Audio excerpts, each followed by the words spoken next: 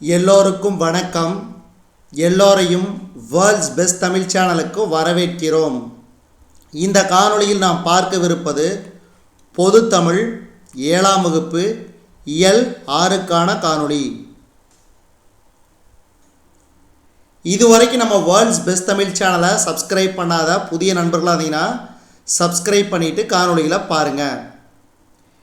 இந்த காணொளி TNPSC group exams, TNUSRB SIPC exam, MHC exam, அதில் தமிழ் எலிஜிபிலிட்டி டெஸ்ட் வருது இல்லைங்களா, தமிழ் தகுதி தேர்வு, அந்த தேர்வுக்கு இந்த காணொளி ரொம்ப ரொம்ப முக்கியம். இப்போ முதல் கேள்வி, கலையுலக பிரம்மாக்களே மண்ணின் வனப்புக்கு என தொடங்கும் பாடலின் ஆசிரியர் தேனரசன். அடுத்து, தேனரசன் எந்தெந்த இதழ்களில் கவிதைகளை எழுதியுள்ளார்? வானம்பாடி, குயில், தென்றல். அடுத்து மூன்றாவது கேள்வி, யாருடைய கவிதைகளில் சமுதாய சிக்கல் எள்ளல் சுவையோடு வெளிப்படும்? தேனரசன். மண்வாசல் என்ற நூலை எழுதியவர்? தேனரசன். வெள்ளை ரோஜா, தேனரசன். பெய்து பழகிய மேகம், தேனரசன். மயிலும் மானும் வனத்திற்கு வனப்பு தருகின்றன. அடுத்து, மிளகாய் வற்றலின் நெடி தும்மலை வரவழைக்கும். மிளகாய் வற்றலின் நெடி தும்மலை வரவழைக்கும். அன்னை தான் பெற்ற மழலையின் சிரிப்பில் மகிழ்ச்சி அடைகிறார். அன்னை தான் பெற்ற மழலையின் சிரிப்பில் மகிழ்ச்சி அடைகிறார். அடுத்து, வனப்பில்லை பிரித்தெழுதுக. வனப்பு கூட்டல் இல்லை, வார்ப்பு கூட்டல் எனில் என்பதனை சேர்த்தெழுத கிடைக்கும் சொல் வார்பெனில்.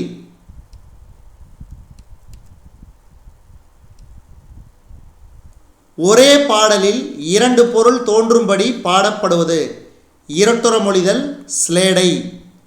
ஒரே பாடலில் இரண்டு பொருள் தோன்றும்படி பாடப்படுவது இரட்டுற மொழிதல், ஸ்லேடை. அடுத்து, இரட்டுற மொழிதலின் வேறு பெயர் ஸ்லேடை. அடுத்து, கட்டி அடிக்கையால், கால் மாறி பாய்கையால், வெட்டி மறிக்கின்ற மேன்மையால் முட்டப்போய் என்ற பாடலை இயற்றியவர் காளமேகப் புலவர். காளமேகப் புலவர். காளமேகப் புலவரின் இயற்பெயர் வரதன். அடுத்து, மேகம் மழை பொழிவது போல கவிதைகளை விரைந்து பாடுவதால் காளமேகப் புலவர் என்று அழைக்கப்பட்டார்.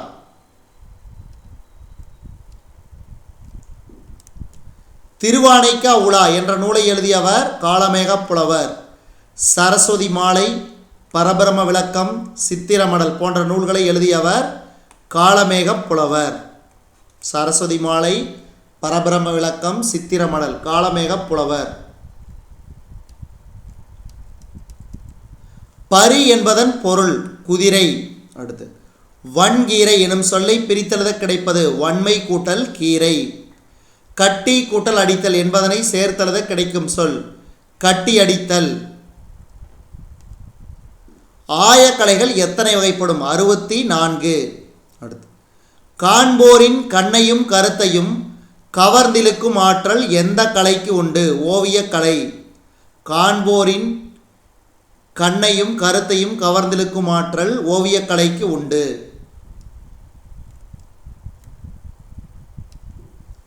பழங்கால மனிதர்கள் ஓவியர்கள் வரையத் தொடங்கிய இடம்?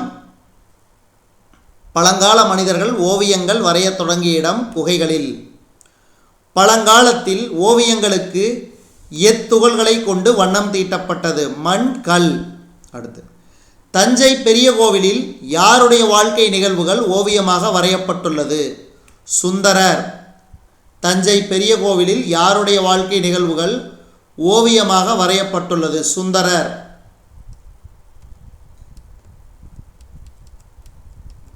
ஓவியம் வரைய பயன்படும் துணியை என்ன பெயரில் அழைத்தனர்? எலினி, கிளி, படாம். அடுத்து, சீவக சிந்தாமணி காப்பியத்தில் யார் யானையை கண்டு அஞ்சிய காட்சியை சீவகன் துணியில் வரைந்ததாக கூறப்பட்டுள்ளது? குணமாலை. அடுத்து, துணி ஓவியங்களின் தற்போது என்ன பெயரில் அழைக்கப்படுகிறது? கலம்காரி ஓவியம். கலம்காரி ஓவியங்கள் தற்போது மாநிலங்களில் வரையப்படுகிறது? ஆந்திரா, தமிழ்நாடு. புனையா ஓவியம் கடுப்ப புனைவில் என்ற பாடல் வரி இடம்பெற்ற நூல்? நெடுநல் வாடை. நெடுநல் வாடை. அடுத்து புனையா ஓவியம் புறம்போந்தன்ன என்ற வரி இடம்பெற்ற நூல்? மணிமேகலை. அடுத்து முற்காலத்தில் மன்னர்களின் ஆணைகளையும் அரசு ஆவணங்களையும் எதில் பொறிப்பது வழக்கம்? செப்பேடு. முற்காலத்தில் மன்னர்களின் ஆணைகளையும் அரசு ஆவணங்களையும் செப்பேடுகளில் பொறிப்பது வழக்கம். அடுத்து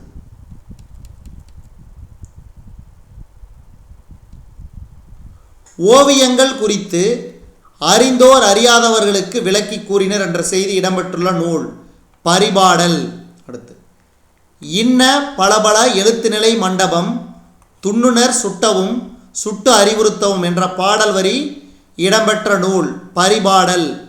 இன்ன பலபல எழுத்துநிலை மண்டபம் துண்ணுனர் சுட்டவும் சுட்டு அறிவுறுத்தவும் என்ற பாடல் வரி இடம்பெற்ற நூல்? பரிபாடல். அடுத்து தந்த ஓவியங்கள் எந்த மாநிலத்தில் அதிகமாக காணப்படுகிறது? கேரளா. கேரளா. கண்ணாடியில் ஓவியம் வரைபவர்கள் எங்கு மிகுதியாக உள்ளனர்? தஞ்சாவூர். தஞ்சாவூர். தற்காலத்தில் பரவலாக பயன்பாட்டில் இருக்கும் ஓவியம்? தாள் ஓவியம். தற்காலத்தில் பரவலாக பயன்பாட்டில் இருக்கும் ஓவியம் தாள் ஓவியம். அடுத்து கோட்டோவியங்கள், வண்ண ஓவியங்கள், நவீன ஓவியங்கள் என பல வகையான வடிவங்களில் காணப்படும் ஓவியம் தாள் ஓவியம். அடுத்து அரசியல் கருத்துக்களை எளிமையாக விளக்குவதற்கு பயன்படும் ஓவியம் கருத்துப்பட ஓவியம்.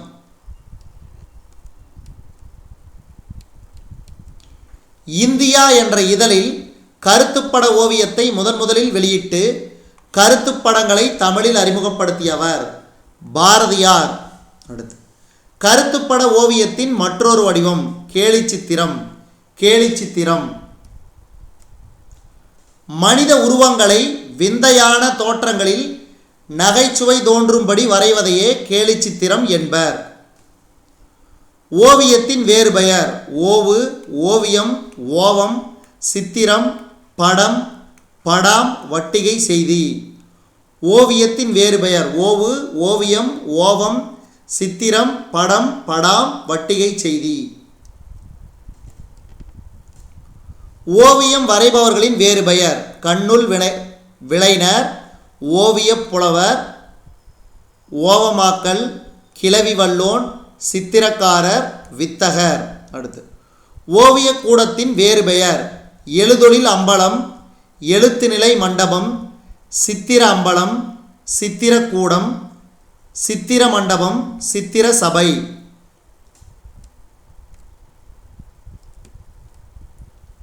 ஐரோப்பிய கலை நுணுக்கத்துடன் இந்திய கதை மரபுகளை இணைத்து ஓவியங்களில் புதுமைகளை புகுத்தியவர் ராஜா ரவிவர்மா. ஐரோப்பிய கலை நுணுக்கத்துடன் இந்திய கதை மரபுகளை இணைத்து ஓவியங்களில் புதுமைகளை புகுத்தியவர் ராஜா ரவிவர்மா. அடுத்து நாட்காட்டி ஓவியம் வரையும் முறையின் முன்னோடிகளில் ஒருவராக கருதப்படுபவர் கொண்டையராஜு. கொண்டையராஜு. அடுத்து நாட்காட்டி ஓவியங்களை என்றும் டேஸ் என்று அழைப்பர்? பசார் பெயிண்டிங். பசார் பெயிண்டிங். குகை ஓவியங்களில் வண்ணம் தீட்ட பயன்பட்ட பொருள்களில் ஒன்று மண் துகள். குகை ஓவியங்களில் வண்ணம் தீட்ட பயன்பட்ட பொருள்களில் ஒன்று மண் துகள். நகைச்சுவை உணர்வு வெளிப்படுமாறு வரையப்படும் ஓவியம் கேலிச்சித்திரம். நகைச்சுவை உணர்வு வெளிப்படுமாறு வரையப்படும் ஓவியம் கேலிச்சித்திரம். கோட்டோவியம் எனும் சொல்லை பிரித்தெழுத கிடைப்பது? கோட்டு கூட்டல் ஓவியம். அடுத்து செப்பேடு எனும் சொல்லை பிரித்தெழுத கிடைப்பது? செப்பு கூட்டல் ஏடு. அடுத்து எழுத்து கூட்டல் ஆணி என்பதனை சேர்த்தெழுத கிடைக்கும் சொல் எழுத்தாணி. துணி ஓவியங்கள் தற்போது கலம்காரி ஓவியம் என அழைக்கப்படுகிறது. கலம்காரி ஓவியங்கள் ஆந்திரா மற்றும் தமிழ்நாட்டில் தற்போது வரையப்படுகிறது. இந்தியாவில் உள்ள தொன்மையான நூலகங்களுள் ஒன்று தஞ்சை சரஸ்வதி மஹால். தஞ்சை சரஸ்வதி மஹால் நூலகம் எந்த ஆண்டு முதல் இயங்கி வருவதாக கல்வெட்டு கூறுகிறது? கிபி 1122. செம்மொழியாகிய தமிழுக்கு ஒரு பல்கலைக்கழகம் அமைய வேண்டும் என்ற எண்ணத்தில் தோற்றுவிக்கப்பட்ட பல்கலைக்கழகம் தஞ்சாவூர் தமிழ் பல்கலைக்கழகம். அடுத்து தஞ்சாவூர் தமிழ் பல்கலைக்கழகம் தோற்றுவிக்கப்பட்ட ஆண்டு 1981. வானத்திலிருந்து பார்க்கும் பொழுது தமிழ்நாடு என தெரியும் வகையில் கட்டட அமைப்பு உள்ள பல்கலைக்கழகம் தஞ்சாவூர் தமிழ் பல்கலைக்கழகம். தஞ்சாவூர் தமிழ் பல்கலைக்கழகத்தில் உள்ள புலங்களின் எண்ணிக்கை 5, துறைகள் 25. தஞ்சாவூர் தமிழ் பல்கலைக்கழகத்தில் 25 துறைகள் உள்ளன. அடுத்து இந்திய ஆட்சிப்பணி பயிற்சியாளர்களுக்கும் தமிழ் மொழி பயிற்சியை எந்த பல்கலைக்கழகம் வழங்குகிறது? தஞ்சாவூர் தமிழ் பல்கலைக்கழகம். உலகின் பல்வேறு நாடுகளை சேர்ந்த ஏராளமான மாணவர்கள் எங்கு கல்வி கற்று வருகின்றனர்? தஞ்சாவூர் தமிழ் பல்கலைக்கழகம். அடுத்து உவேசா நூலகம் சென்னையில் தொடங்கப்பட்ட வருடம் 1942. அடுத்து உவே சாமிநாதர் நூலகத்தில் எத்தனை ஓலைச்சுவடி மற்றும் எத்தனை தமிழ் நூல்கள் உள்ளது? ஓலைச்சுவடி 2128, தமிழ் நூல்கள் 2941. கீழ்த்திசை சுவடி நூலகம் தொடங்கப்பட்ட வருடம் 1869. கீழ்த்திசை சுவடி நூலகம் தற்போது அண்ணா நூற்றாண்டு நூலகத்தின் எந்த தளத்தில் இயங்கி வருகிறது? 7. கன்னிமாரா நூலகம் சென்னையில் தொடங்கப்பட்ட ஆண்டு 1896. தமிழ்நாட்டின் மைய நூலகம் கன்னிமாரா நூலகம். கன்னிமாரா நூலகம். அடுத்து கன்னிமாரா நூலகத்தில் எத்தனை லட்சத்துக்கும் மேற்பட்ட நூல்கள் உள்ளது? 6 லட்சத்துக்கும் மேற்பட்ட நூல்கள் உள்ளது. இந்தியாவில் வெளியிடப்படும் புத்தகங்கள், நாளிதழ்கள், பருவ இதழ்கள் ஆகியவற்றின் ஒரு பிரதி எந்த நூலகத்தில் பாதுகாக்கப்படுகிறது? கன்னிமாரா நூலகம். அடுத்து கன்னிமாரா நூலகத்தில் எந்த தளத்தில் மறைமலை அடிகள் நூலகம் செயல்பட்டு வருகின்றது? 3.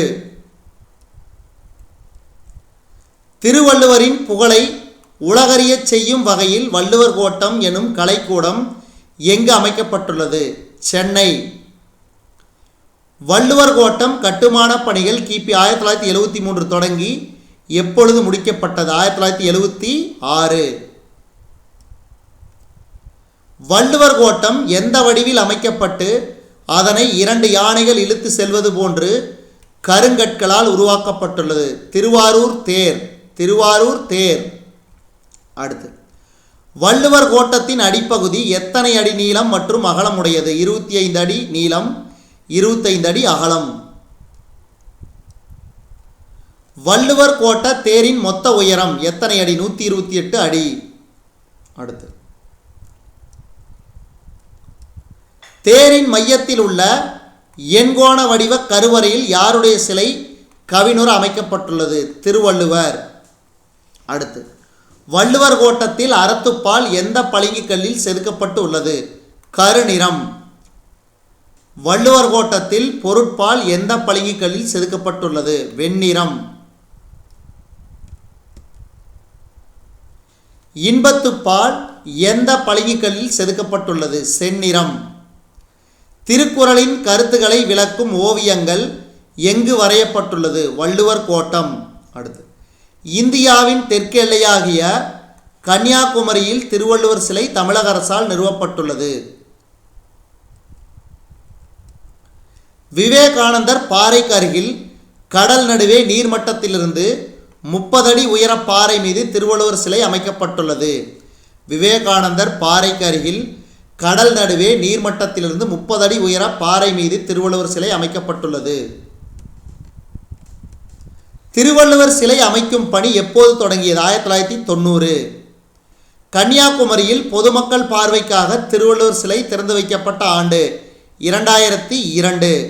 அடுத்து, விவேகானந்தர் பாறையிலிருந்து திருவள்ளுவர் சிலையின் உயரம் மொத்தம் எத்தனை அடி? 133 அடி. அறத்துப்பாலின் அதிகாரங்களை உணர்த்துவது போல் திருவள்ளுவர் சிலையின் படம் எத்தனை அடி உயரம் கொண்டதாக அமைக்கப்பட்டுள்ளது? 38 அடி. அடுத்து, பொருட்பால் இன்பத்துப்பால் ஆகியவற்றின் மொத்த அதிகாரங்களை குறிக்கும் வகையில் திருவள்ளுவர் சிலை 95 அடி உயரம் உள்ளவாறு அமைக்கப்பட்டுள்ளது. மண்டபத்தின் உச்சுவரில் அதிகாரத்திற்கு ஒரு குறள் வீதம் 133 குறட்பாக்கள் தமிழ் ஆங்கில மொழியில் செதுக்கப்பட்டுள்ளது. திருவள்ளுவர் சிலை அமைப்பதற்கு 3 டன் முதல் 8 டன் வரை உள்ள கருங்கற்கள் பயன்படுத்தப்பட்டுள்ளது. அதாவது 3681 டன். அதாவது மன்னிக்கவும், 3 டன் முதல் 8 டன் வரை எத்தனை கருங்கற்கள்? 3681 கருங்கற்கள்.